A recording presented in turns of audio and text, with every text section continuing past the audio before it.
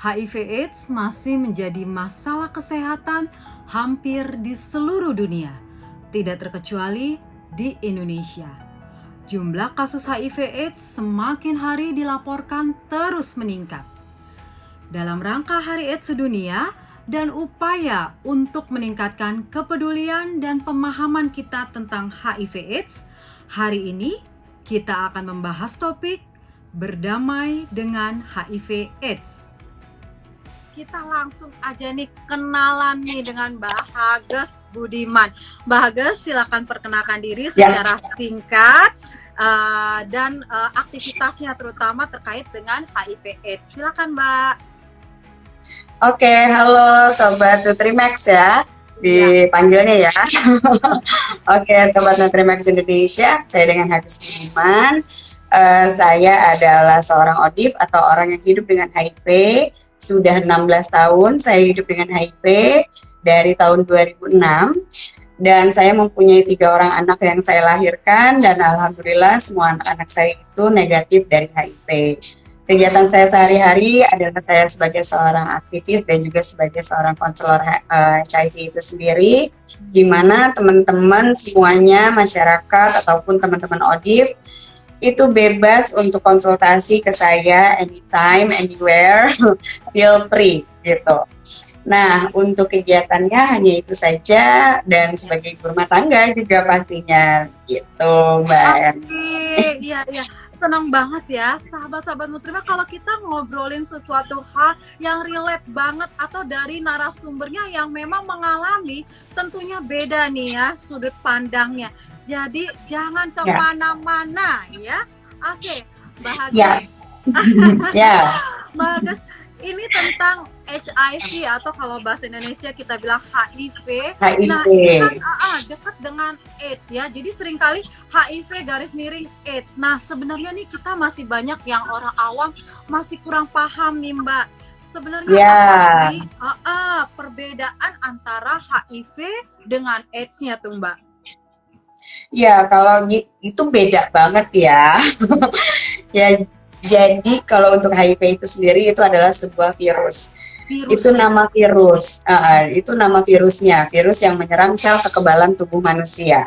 Itu aja, fokusnya ke situ karena fokusnya dia itu memang menyerang sel kekebalan tubuh kita atau imunitas kita, gitu. Karena makanannya dia itu memang itu. Nah, kalau AIDS itu adalah sebuah sindrom atau sebuah kumpulan penyakit yang ada di dalam tubuh orang yang sudah terinfeksi HIV. Jadi orang-orang seperti kita yang sudah terinfeksi HIV ini tanpa ada intervensi mengkonsumsi atau terapi obat ARV, maka kita akan masuk tuh ke dalam fase AIDS. Fase AIDS itu adalah kumpulan sebuah penyakit yang itu pastinya lebih dari satu yang namanya kumpulan ya gitu. Jadi lebih dari 5 penyakit yang ada di dalam tubuh seorang yang sudah terinfeksi HIV. Di mana di situ ada toksoplasma, di mana di situ ada TBC-nya aktif, ada diare akut, ada tipes, ada banyak deh penyakitnya. Nah, kumpulan penyakit inilah yang disebut dengan AIDS gitu. Jadi beda banget, secara klinis beda, secara laboratorium beda gitu. Jadi Mbak, kalau HIV kan virusnya ya, berarti kalau orang udah kemasukan virusnya tuh, udah kena virusnya, belum tentu dia AIDS ya?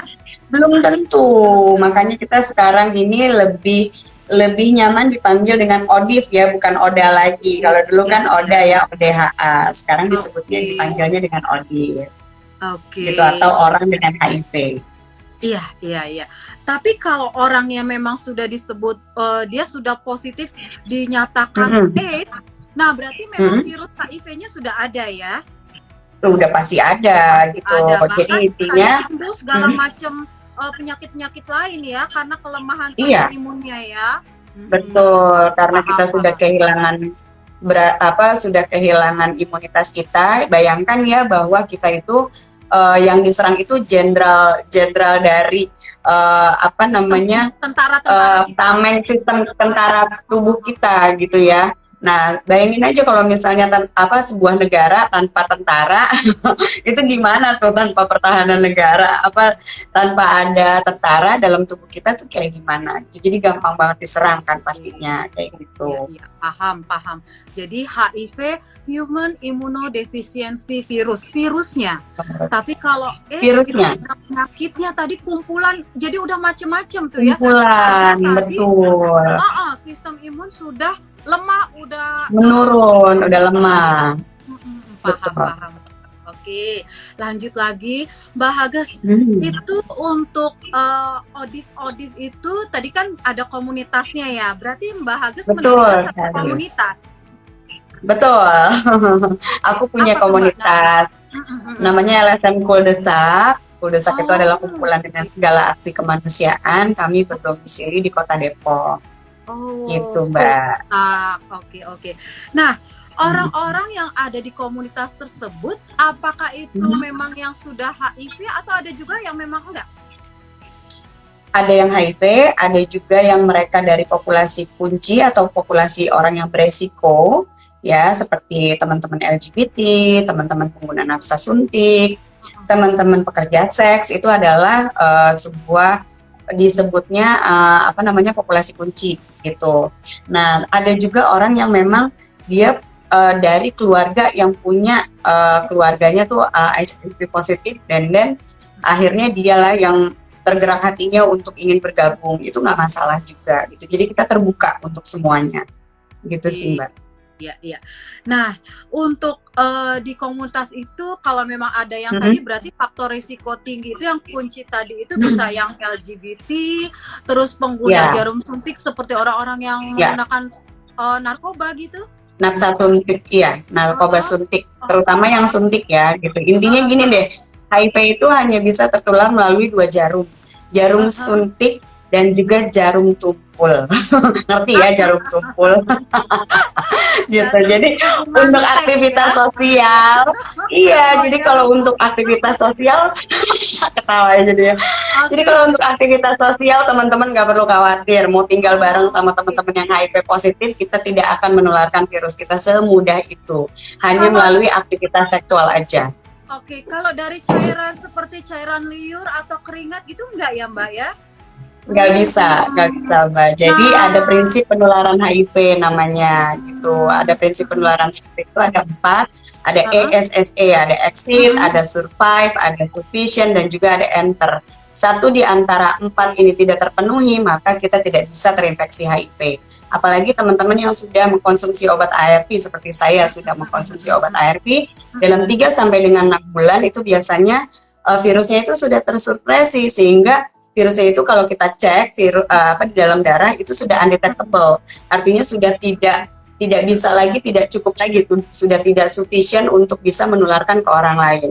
Makanya ada prinsip U equals U, jadi undetectable sama dengan untransmissible gitu. Jadi kalau oke. kita sudah virusnya Soal tidak terdeteksi, penularan. iya, maka kita sudah tidak bisa lagi menularkan kepada orang lain.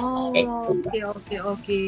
Ya, Mbak Hagas, Mhm. itu Ya, pengalaman Mbak Hagas pastinya kan udah panjang banget nih melewati suka pasti, pasti. duka ya naik turun. Itu dari tahun Mhm. 2006. Nah, 6. gejalanya apa sih Mbak? Gejala yang bisa Mbak Hagas bagikan nih supaya kita juga lebih aware ya. Gejalanya apa tuh Mbak? Biar kita bisa tahu Mbak.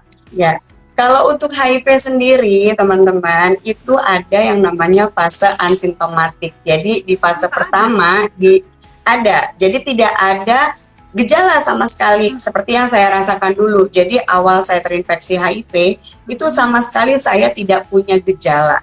Jadi Oh, kalau jadi HIV itu beda banget sama COVID ya, yang dia tuh secara physically itu akan terlihat ya, kayak misalnya demam, batuk, pilek gitu kan, terus atau punya dia kehilangan penciuman, penciuman penciuman. kayak gitu. Kalau HIV itu nggak sama sekali gitu, bisa ada di fase asimptomatik, benar-benar yang nggak ada gejala.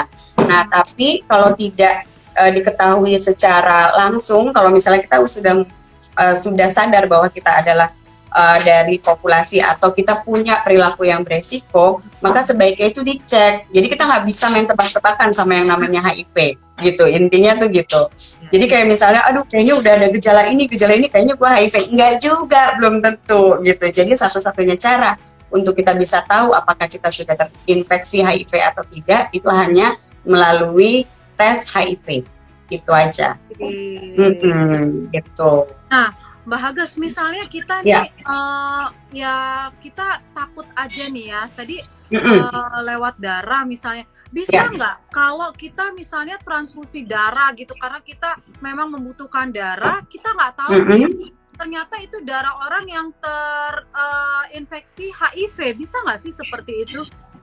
Bisa aja, tapi untuk saat ini bahkan dari tahun, setahu aku ya, dari tahun di atas tahun 2010 itu PMI itu sudah ketat banget. Alatnya tuh udah secanggih itu. Jadi tidak lagi ada ditemukan bahwa orang bisa ada lagi orang yang ditemukan kena HIV itu dari transfusi darah. Itu udah nggak ada lagi ditemukan dari tahun 2010 ke atas tuh, kayaknya udah nggak ada lagi tuh kayak gitu, karena alatnya memang sudah secanggih itu gitu. Tapi kalau kita tadi memang yang Mbak Hagus bilang nih, 2 nih jarumnya nih. 2 jarum doang deh. Jarum itu oke. Jadi itu yang diingat ya, nggak usah. Iya, betul. Kemudian nggak usah parno, bener banget. Iya, enggak. Jadi tidak semudah itu. Aku pun juga tinggal satu rumah sama anak-anak aku ya, sudah 16 tahun aku hidup dengan HIV. Anak-anak aku fine-fine aja. Anak-anak udah usia berapa, Mbak? Udah 16 tahun. Udah 16 tahun seumuran sama virus aku. Jadi kalau dia ulang tahun, aku tuh kayak ngeliat, wow, gila ya kalau virus gue bertumbuh dalam tubuh segede dia gitu. Gitu. Karena memang apa ya, HIV itu nggak semenakutkan itu gitu loh. Jadi HIV itu memang benar-benar yang kalau kita memang punya perilaku beresiko, segeralah untuk dicek HIV-nya. Kita nggak bisa main tebak-tebakan, terus gitu nggak usah paranoid. Kalau misalnya ada temen gue ini yang terinfeksi HIV, gue habis makan bareng sama mereka, gimana ya? Tenang aja, HIV itu nggak kayak COVID intinya. Lo kita bisa tertular melalui kontak sosial gitu ya, kita berenang bareng atau apa, itu nggak masalah gitu, asalkan tidak ada aktivitas seksual dan juga tidak ada aktivitas penggunaan jarum suntik yang tidak steril tadi gitu. Oke. Jadi ya kita nih nggak perlu terlalu parno juga nih. Ini iya betul banget. Kadang-kadang masih ada orang yang berpikir itu, Mbak Hagas, dari air liur keringat sama apa tadi transfusi darah, betul banget. Iya, jadi HIV itu udah nggak bisa lagi menular melalui itu, apalagi terutama untuk kita yang sudah minum terapi obat ARV ya, gitu. Jadi itu udah aman banget gitu. Kita mau pelukan, kita mau ciuman, cipika-cipiki, makan bareng gitu, itu sangat tidak masalah. Even though kita memang belum terapi obat ARV pun juga kita nggak bisa juga menularkan HIV melalui kontak sosial tadi gitu. Ingat bahwa HIV itu hanya bisa melalui aktivitas tertentu, hanya 2 aktivitas aja, yaitu aktivitas seksual dan juga aktivitas penggunaan narkoba suntik. Itu pun juga narkoba suntik yang dia cuma penggunaannya 1 jarum suntik tuh dipakai rame-rame gitu loh. Gitu. Oke, Mbak Hagas, kalau Mbak Hagas sendiri nih pengalamannya itu tahunya dari gimana? Kenapa Mbak Hagas periksa gitu loh? Oke, kenapa aku periksa itu awalnya adalah dari almarhum suami aku yang pertama dulu di tahun 2006 tuh, dia tiba-tiba sakit dalam waktu 2 minggu, dia mengalami wasting syndrome. Wasting syndrome itu adalah dia tiba-tiba kurus gitu badannya. Dia mengalami kayak badan itu, berat badannya lebih dari 10% berat badan normalnya dia gitu, itu habis gitu. Terus dia banyak jamur di mulut, sariawan di mana-mana gitu kan. Terus udah gitu dia juga ya semuanya positif ya, kayak hepatitisnya, DBD-nya, terus udah gitu tipesnya, semuanya tuh positif gitu. Nah, akhirnya di asesmen sama dokter lebih dalam apakah dia pernah punya perilaku beresiko atau enggak gitu ya. Dan dia jujur gitu, iya dia memang pernah menggunakan jarum suntik, pengguna nafsa suntik, kan dulu dia mantan pengguna nafsa suntik gitu, tapi dia sudah berhenti 2 tahun sebelum kami menikah gitu sebenarnya. Nah, tapi tanpa dia ketahui bahwa ternyata dosa masa lalunya dia itu tuh bisa mengakibatkan masa depan pasangannya itu terancam gitu. Nah, ternyata setelah dicek HIV-nya gitu ya, dia positif karena dia punya istri yang which is saya adalah partner seks aktifnya dia gitu ya. Jadi ya saya mau tidak mau harus dicek HIV-nya gitu. Nah, ketika saya bersedia untuk dicek, oh ya udah saya cek juga deh gitu. Ternyata saya positif juga dan anak saya juga pastinya harus dicek karena saya pada saat itu baru 40 hari melahirkan anak saya. Bayangin aja. Tapi dalam kondisi saya masih sehat walafiat, saya baru melahirkan 40 hari dan anak saya dicek, alhamdulillah anak saya tuh negatif ya. Gitu alhamdulillah anak saya negatif dan yang perlu di-concern itu adalah kesehatan saya gitu. Nah, dari situ suami saya depresi berat, 5 bulan kemudian akhirnya dia meninggal karena dia tidak mau mengkonsumsi obat ARV, dia menyalahkan diri dia sendiri, dia self stigma, ditambah lagi dengan stigma-stigma yang dia terima, perlakuan diskriminatif yang dia terima di ruang lingkupnya gitu ya, di keluarganya dan yang lain-lain, itu yang menyebabkan dia tuh akhirnya depresi berat dan akhirnya dia meninggal gitu. Nah, ini yang saya tidak mau teman-teman semua itu terjadi lagi nih hal-hal kayak gini. Ayo kita stop stigma pada teman-teman ODIF gitu. Hargai kehidupannya, hargai perjuangannya gitu, Mbak. Ya, oke. Nah, ini kalau kita mau cek nih untuk sahabat-sahabat Mas juga nih. Kalau kita mau cek berarti cek darahnya ya, Mbak ya. Apa sih yang diukur, apa sih yang dibandingkan gitu loh. Supaya bisa diputuskan kita tuh orang ini positif HIV atau enggak, ada pengukuran apa tuh Mbak? Iya, kalau untuk cek HIV itu kalau kita datang ke puskesmas itu biasanya akan dicek rapid test gitu. Nah, ada yang namanya pemeriksaan anti HIV di situ, ada rapid test dan segala macam. Tapi kalau misalnya memang mau yang lebih tajam lagi alatnya, ada yang namanya AED, ada yang namanya ELISA, metodenya gitu, itu macam-macam. Jadi ada PCR RNA gitu, jadi macam-macam sih untuk metodenya sendiri. Atau kalau misalnya kita nggak mau deh ke rumah sakit atau ke puskesmas gitu ya, saya mau tes mandiri aja di rumah, itu bisa kita menggunakan One Step nama alatnya, itu bisa beli di beberapa e-commerce ya, namanya One Step, itu bisa dibeli gitu. Jadi itu kita tes darah mandiri. Tapi intinya kalau misalnya kita positif, itu tetap kita harus datang ke layanan kesehatan, datang ke rumah sakit rujukan untuk kita dites ulang. Lalu kalau misalnya memang tegak gitu ya, positif gitu, maka kita harus disegerakan untuk terapi obat ARV. Gitu Mbak. Oke. Jadi kalau memang positif tadi ada pengobatannya, yaitu obat. Ada pengobatannya ARV, antiretroviral. Ya. Retroviral, oke. Nah itu Mbak Hages sampai saat ini minum terus? Iya dong, kalau enggak nanti aku bisa mokat ya.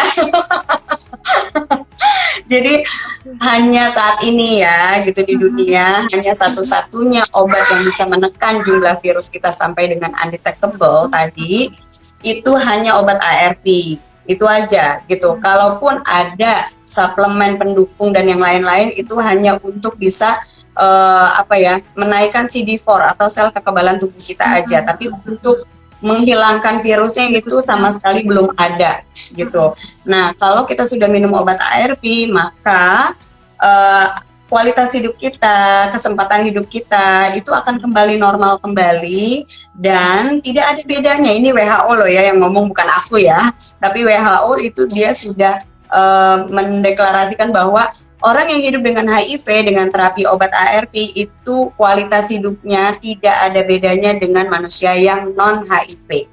Jadi kita punya kesempatan hidup yang sama, kita mempunyai kualitas hidup yang sama. So, teman-teman kalau misalnya udah terinfeksi HIV, ini bukan akhir dari segalanya ya, gitu. Bahwa kalian masih boleh kok menikah tanpa kalian menularkan ke istri dan juga atau pasangan kalian gitu kan, dan juga ke anak kalian nanti gitu. Karena masih banyak banget cara gitu sebenarnya untuk kita bisa survive gitu Mbak. Oke. Wah, ini menarik banget. Berarti anak Mbak Hages bisa negatif karena Mbak Hages sudah minum obat terapi obat ARV tadi. Oke. Iya, Iya, iya, iya. gitu. Nah, sekalian nih Mbak Hages, Ya, misalnya nih ada di luar sana sahabat-sahabat Nutrimax atau ada kenalan, ini kita juga bisa kasih pengetahuan ya. Mbak Hages, ya, kalau orang suami istri ya, suami istri ya. misalnya nih, takut banget nih pengen punya anak. Nah, kan aku Hmm, lihat nih, ternyata Mbak Hages punya anak semuanya I'm negatif ya. fine. Iya, Iya. Nah, boleh aku kasih tips baik-baik Mbak? aja. Gimana Mbak? Apakah harus minum obat ARV-nya terus-menerus atau ada Mhm. tips-tips lain pakai apa gitu supaya anaknya lahirnya sehat walafiat ya? Atau Negatif. gimana Mbak? Iya, jadi ada yang namanya program PPIA sekarang ini ya. Program PPIA itu adalah program pencegahan dari ibu ke anak. Ingat bahwa HIV ini bukan penyakit keturunan, tapi penyakit yang didapat ya, tapi atau penyakit yang ditularkan. HIV ini anak bisa tertular HIV itu melalui tiga cara ya, yaitu dari tiga proses, sorry, dari proses kehamilan, proses melahirkan, dan juga proses menyusui. Itu pun dengan si ibu ini dengan konteks si ibu ini tidak diterapi obat ARV gitu. Nah, program PPIA ini adalah salah satunya yang dicanangkan sama pemerintah bahwa si ibu ini minimal harus sudah terapi obat ARV itu 6 bulan ya. Terus nah, kalau suaminya positif juga ya berarti dia juga harus terapi obat ARV juga gitu ya. Kalau pasangan kita negatif gimana? Ya berarti dia harus PrEP gitu. Ada yang namanya program PrEP sekarang untuk pencegahan dari yang positif agar dia tidak menularkan ke yang negatif gitu. Selain itu kalau misalnya saya sudah 6 bulan terapi obat ARV, saya dicek viral load saya atau jumlah virus saya, ya kalau sudah undetectable, suami juga undetectable, maka kita dan juga sudah tidak ada penyakit penyerta lain ya, seperti hepatitis ya yang bisa ditularkan ya, hepatitis, IMS, TBC itu semua clear gitu. Nah, si suami itu boleh lepas kondom selama 1 minggu di masa saya subur gitu. Setelah itu pakai lagi kondomnya. Gitu, dipakai lagi kondomnya. Setelah itu kalau misalnya saya hamil ya udah saya boleh memutuskan nanti melahirkannya itu secara seksio atau secara normal, dua-duanya boleh gitu. Terus kayak gitu yang ketiga boleh juga saya menyusui anak saya melalui proses ASI ataupun saya langsung memberikan sufor kepada anak saya, itu jauh lebih aman. Tapi kalau saya pribadi saya lebih memilih saya lebih prefer ke saya melahirkan secara seksio dan juga saya tidak memberikan ASI kepada anak saya gitu. Jadi tetap berhubungan seksnya menggunakan kondom, kalau di masa suburnya lepas kondom, terus begitu kalau jadi begitu saya hamil sama seperti ibu hamil lainnya saya tetap, tapi bedanya saya tiap hari mengkonsumsi obat terapi obat ARV dan itu tidak ada tidak ada efeknya sama sekali ke janin. Gitu, justru itu akan sangat melindungi si bayi dari si virus ini gitu loh. Kalau kita nggak minum terapi obat ARV itu justru bahaya buat si babynya kan di dalam kandungan gitu. Nah dari situ terus dari gitu ketika melahirkan saya lebih memilih untuk diseksio karena diseksio itu penularannya jauh lebih kecil ya, hanya 2%, 0,1 sampai dengan 2% aja, dan juga saya memilih untuk langsung memberikan support, tidak memberikan ASI karena kalau ASI itu memang sudah, kalau kita udah undetectable virusnya itu sudah tidak bisa lagi menularkan ke anak. Tapi ketika ada perlukaan, baik itu di puting kita ataupun di bibir di mulut si bayi, itu yang bisa bisa beresiko untuk menularkan ke si anak kita gitu. Itu sih. Jadi, baik waktu hamil ataupun nanti misalnya ada ibu yang menyusui, itu obat ARV-nya tetap harus ARV diminum, harus terus, justru harus terus diminum. Obat itu setiap hari 1 tablet terus menerus pagi, siang, malam, enggak atau gimana Mbak? Oh enggak. Jadi kalau sekarang ini teman-teman sudah bisa dapatkan obat yang FDC atau fixed dose combination. Jadi sehari cuma 1 kali minum di jam yang sama. Misalnya saya memutuskan jam 9 pagi, jam 9 malam, sorry. Biasanya diminumnya malam hari ya, ketika kita mau sudah selesai beraktivitas ya, agar tidak mengganggu aktivitas, sehingga diminumnya baiknya malam hari dalam keadaan perut kosong juga. Terus udah gitu, tapi misalnya saya minumnya jam 9 malam, maka setiap hari itu harus dikonsumsi jam 9 malam. Tidak boleh berubah-ubah. Ya, karena dosisnya itu memang bekerja dalam tubuh kita itu hanya 24 jam. Jadi setiap 24 jam itu kita harus minum lagi, gitu Mbak. Nah, namanya manusia kayak pil KB nih Mbak, harus di jam Ya. yang sama. Tapi pernah kelupaan gitu 1 hari itu gimana tuh Mbak? Kalau kelupaan itu kan unconditional ya, benar-benar yang di luar dari ekspektasi kita. Misalnya saya tiba-tiba harus ada acara keluar, terus tiba-tiba saya lupa bawa obat, misalnya gitu, dan ternyata saya harus nginep di sana, gitu. Yang tadinya harusnya saya pulang, tapi ternyata saya harus nginep di sana. Kayak misalnya ada suatu kejadian apa gitu ya. Nah itu kan di luar dari inian kita ya, gitu ya.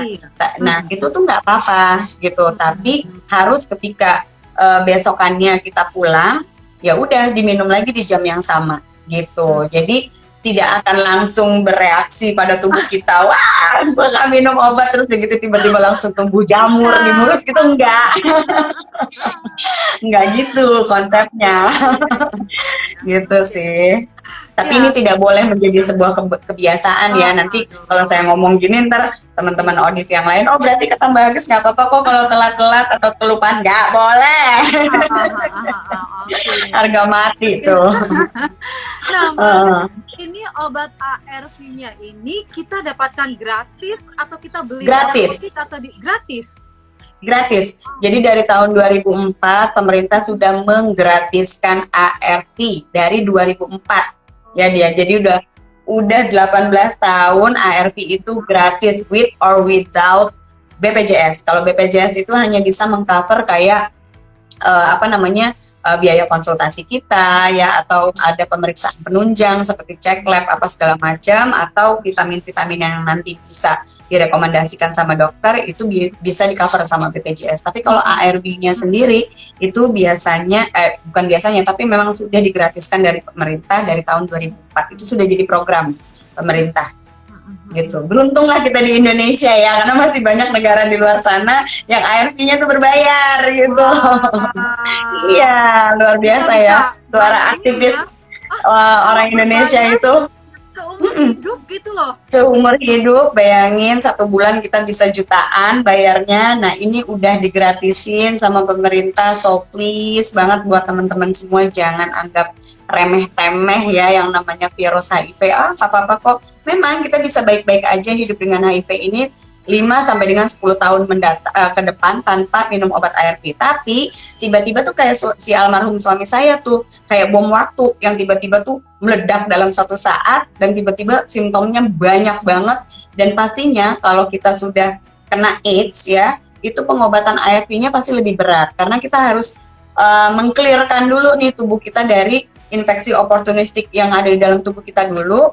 Kalau udah aman, baru kita bisa terapi obat ARV kayak gitu. Itu pasti jauh lebih berat dibandingkan dalam kondisi kita yang masih baik-baik aja gitu. Itu sih Mbak. Nah, lanjut lagi nih. Nah, ini nih Mbak Hages itu untuk ini tadi kan kita ngomongin fisiknya kita ya, sampai drop, sampai ada apa tadi sindrom apa tuh tadi suaminya Mbak? Itu apa namanya? Wasting syndrome. Wasting syndrome, ya. Syndrome. Nah, itu kan tadi terkait juga dengan kesehatan mental kita nih ya. Oh nah, iya dong. Iya, sampai tadi saya dengar cerita suami itu juga udah nggak mau minum obat, udah kayaknya hopeless aja gitu ya. Iya benar. Gimana hopeless nih? Banget. Hopeless banget. Gak pakai aja dong salah. Nah, Mbak Hages sendiri yang namanya harus merawat suami, baru 40 hari itu melahirkan juga di divonis positif. Gimana nih Mbak Hages menjaga kesehatan mentalnya Mbak Hages bisa tetap waras bahkan bangkit bisa jadi aktivis itu gimana tuh Mbak Hages? Ya pastinya situasi saat itu nggak mudah ya gitu kan. Tapi memang kitanya memang perlu kipin waras gitu, karena kondisinya itu suami tuh udah nggak mau minum obat, saya baru melahirkan, untungnya saya nggak kena sindrom baby blue gitu ya. Terus udah gitu kayak saya tuh pada saat itu ya Tuhan baik banget. Kayak saya tuh kayak bener-bener kayak nggak dikasih waktu untuk memikirkan diri saya sendiri. Jadi suami saya dan anak saya ini sangat-sangat membutuhkan saya, karena kayak saya merawat dua bayi karena dua-duanya pakai popok, dua-duanya pakai pampers pada saat itu. Udah pakai pampers karena suami saya juga pakai pampers. Kondisinya sudah seburuk itu, bayanginnya kalau manusia dewasa sudah pakai pampers itu kan berarti kan kondisinya sudah nggak baik-baik aja ya gitu kan. Nah itu benar-benar saya harus nyemangatin dia gitu ya. Pastinya saya juga butuh support system gitu ya. Nah support system inilah yang sangat-sangat berpengaruh pada kesehatan mental saya. Nah support system yang saya dapatkan itu adalah dari ibu saya sendiri, dari keluarga saya pastinya ya, yang mereka tahu betul siapa dan bagaimana saya, bagaimana kehidupan saya, bagaimana saya berjuang dari kehidupan saya gitu ya.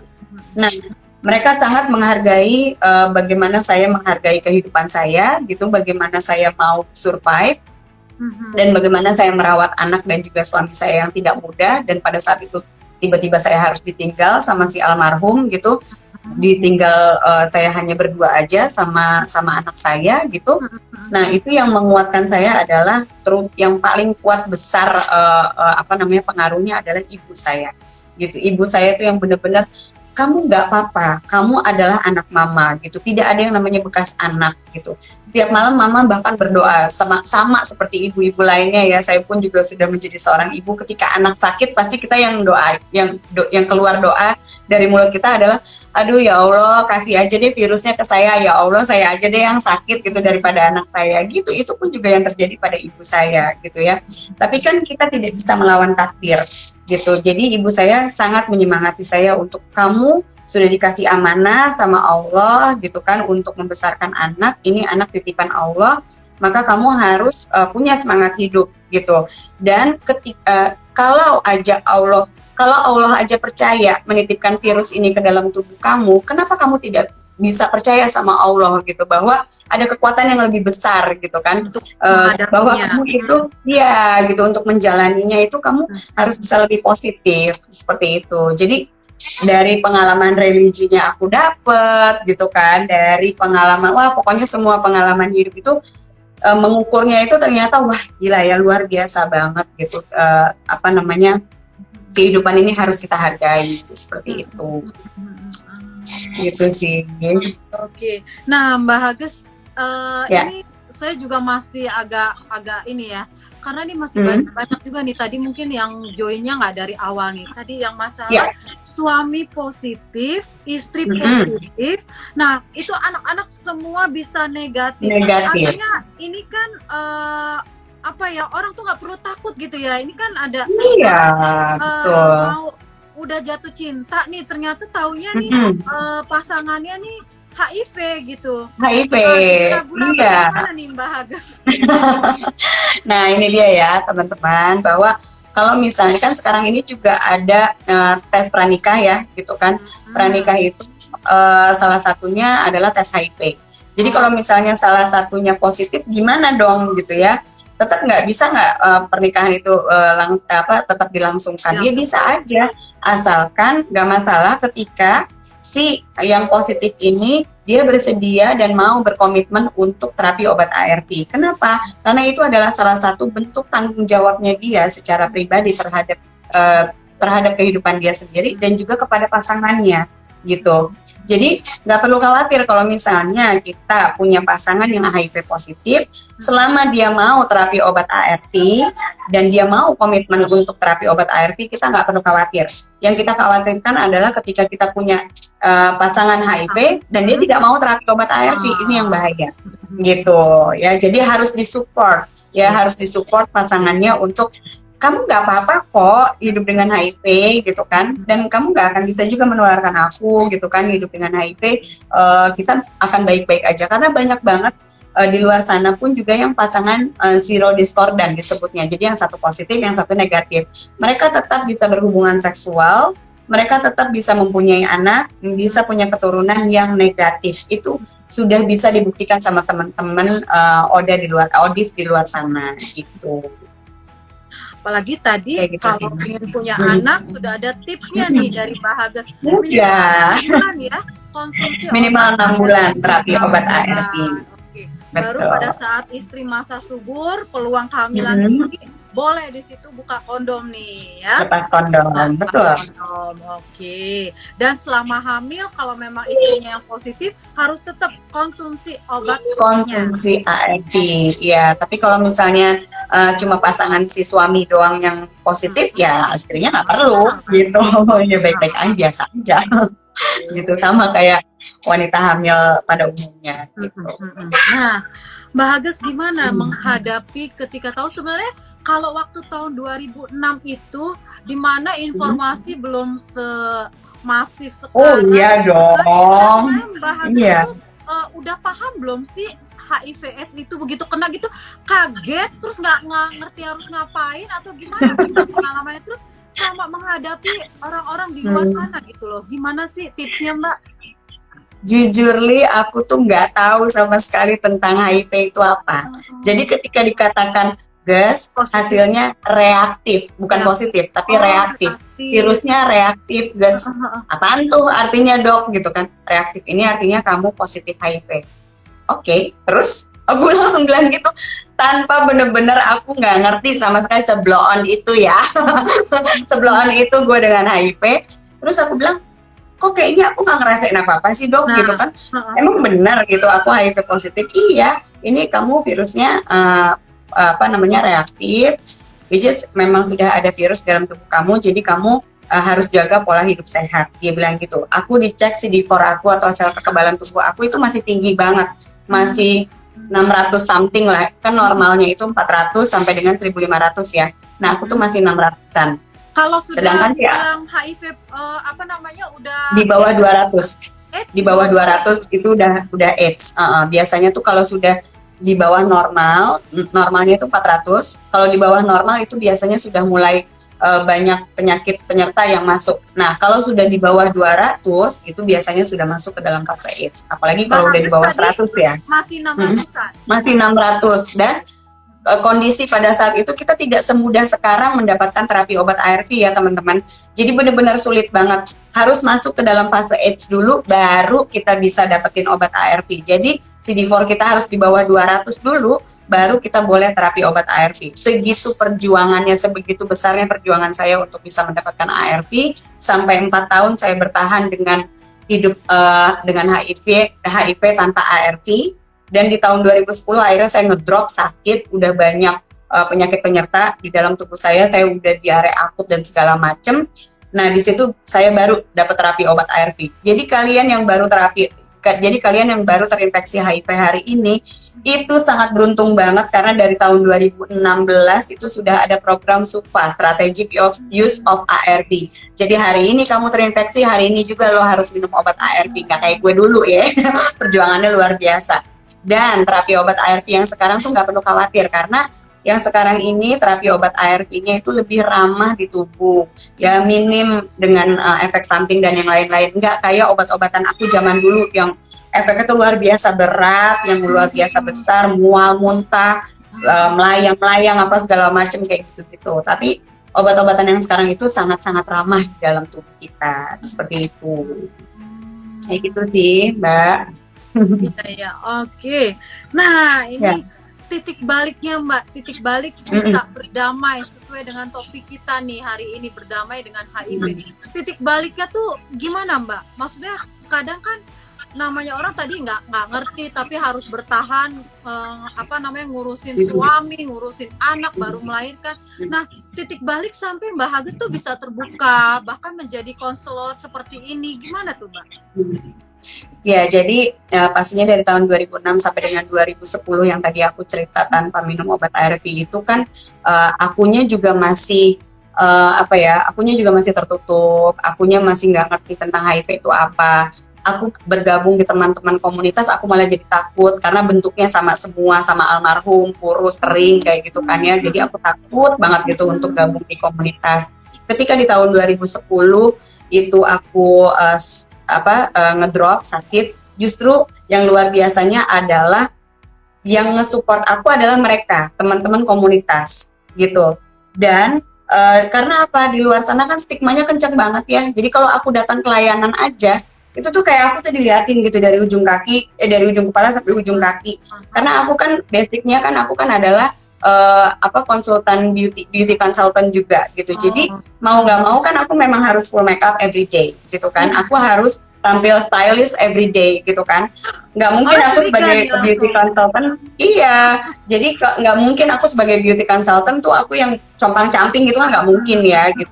Tapi aku kan kayak dilihatnya tuh aku pakai sepatu high heels aja datang ke layanan itu langsung yang ini pasti cewek simpenan gitu loh ya kan, ini pasti pelacur kayak gitu-gitu Mbak. Nah, di tahun 2010 ketika aku ngedrop sakit itu justru yang pertama kali yang pertama kali itu pastinya mama aku ya yang ngedampingin aku.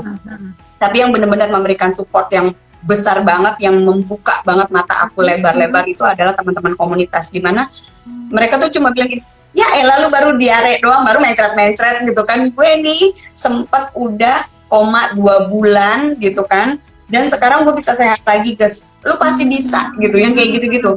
Nah aku tuh kayak dulu tuh kayak gini loh, posisinya tuh kayak aku kok kayak ditaruh di dalam sebuah medan perang yang aku tuh nggak dikasih senjata sama Allah gitu kan.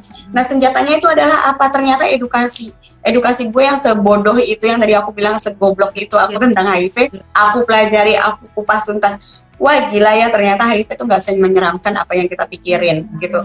Yang menyeramkan itu adalah stigmanya.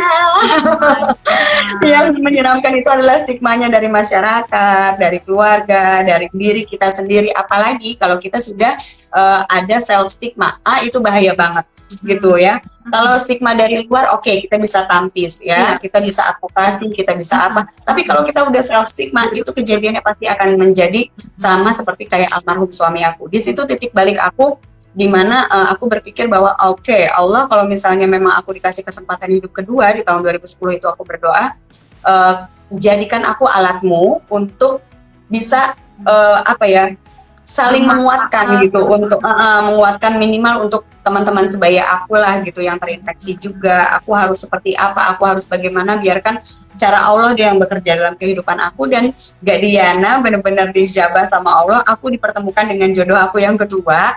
Suami aku ini adalah seorang aktivis dari tahun 2006, dan dialah yang banyak sekali mengajarkan aku edukasi tentang HIV. Dan dia pula yang mengajak aku untuk mendirikan LSM Kuldesak ini. Dan dari situlah akhirnya titik balik kita bahwa kita memang harus berdamai gitu. We have to make a deal with HIV itu sendiri gitu. Benar-benar kita harus berdamai dari diri kita sendiri dulu gitu. Kalau kita sudah berdamai sama diri kita, maka kita bisa berdamai dengan lingkungan kita, dengan keluarga kita yang tadinya kita nggak pede gitu kan makan bareng sama keluarga kita gitu ya. Tapi kalau misalnya kita udah tahu gitu kan edukasinya ternyata HIV nggak menular melalui kontak sosial, maka kita akan pede-pede aja gitu. Kita makan bareng, aktivitas bareng sama teman-teman kita gitu. Peluk dong. Kita bisa cipika-cipik. Ya, wow. Ini sangat menginspirasi. Iya, untuk menutup obrolan kita malam ini, Mbak Hages mungkin nih masih banyak nih yang baru-baru join, jadi agak ketinggalan gitu ya. Boleh Mbak tentang berdamai dengan HIV/AIDS secara singkat. Silakan Mbak. Oke, mungkin closing statement aku adalah sama seperti closing statement yang lainnya. Aku selalu bilang bahwa menjadi seorang ODIF bukanlah akhir dari segalanya. Menjadi seorang ODIF tidak akan mengurangi nilai kita sebagai manusia, tidak akan mengubah fungsi kita juga sebagai manusia. Tapi ingat, yang bisa mengurangi nilai kita sebagai manusia adalah ketika kita tidak bisa memanusiakan manusia. Dan ingat bahwa penjara yang paling kejam adalah ketakutan dalam diri kita sendiri. Jadi So please teman-teman, bagi kalian semua yang terinfeksi HIV atau yang udah keparanoitannya terlalu tinggi, jangan jadi penjara ya, pikiran kita itu bahaya ya.